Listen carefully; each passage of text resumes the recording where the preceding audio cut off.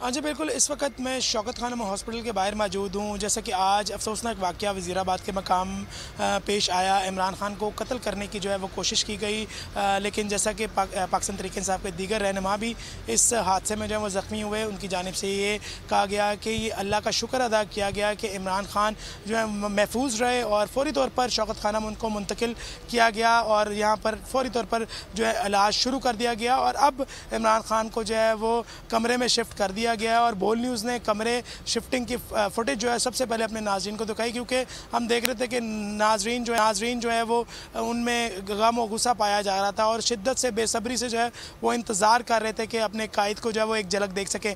कारकुनान की बड़ी तादाद यहाँ पर मौजूद रही, पूरी रात जो है अपने कायद को जो है वो इंतज़ार करते रहे और उनका यही कहना था कि इमरान खान की हालत के मुतालिक जो है वो नहीं पता लग रहा था। तो फिर दीगर रहनुमा बाहर आना शुरू हुए। उनकी जानिब से बताया गया, कारकुनान को बताया गया कि अब ख़तरे से बाहर है इमरान खान की 1.5 घंटा जो है वो सर्जरी हुई। उसके बाद इमरान खान को वार्ड में शिफ्ट किया गया और वार्ड के बाद जो है कमरे में शिफ्ट कर दिया गया है। उनके अहले खाना और फैमिली उनके साथ इस वक्त हॉस्पिटल के अंदर मौजूद हैं। रहनुमा मुख्तलिफ मकामात से आ रहे हैं और इयादत कर रहे हैं और वक्फे से जो वापस जा रहे हैं, लेकिन इस वक्त यहाँ पर कोई रहनुमा जो है वो मौजूद नहीं है, क्योंकि रात लेट हो चुकी है और सुबह 11 बजे दोबारा मीटिंग का बताया जा रहा है। ज़रा यही बता रहे हैं कि सुबह 11 बजे हॉस्पिटल के अंदर ही जो है वो मीटिंग की जाएगी और उसके बाद अगले लाएअमल का जो है बताया जाएगा, क्योंकि की आज़ादी मार्च चल रहा था और ये अफसोसनाक वाक़या जो है पेश आया है। यकीनन इस वक्त मेरे साथ कारकुनान मौजूद हैं, इनसे बात करेंगे, इनके क्या जज्बात हैं रात के। अच्छा सर, मुझे बताइएगा, रात के आप यहाँ हैं,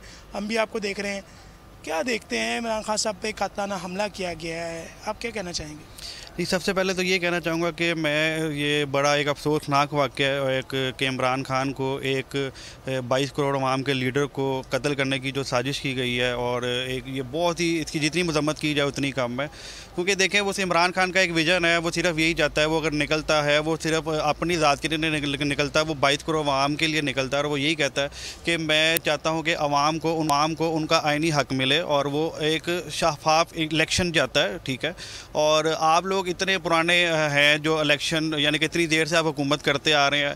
इमरान खान को तो आपने अपनी आइनी मुद्दत भी नहीं पूरी करने दी। आपने इतनी दफ़ा वज़ीर-ए-आज़म बने, वो तो एक दफ़ा वज़ीर-ए-आज़म बना है।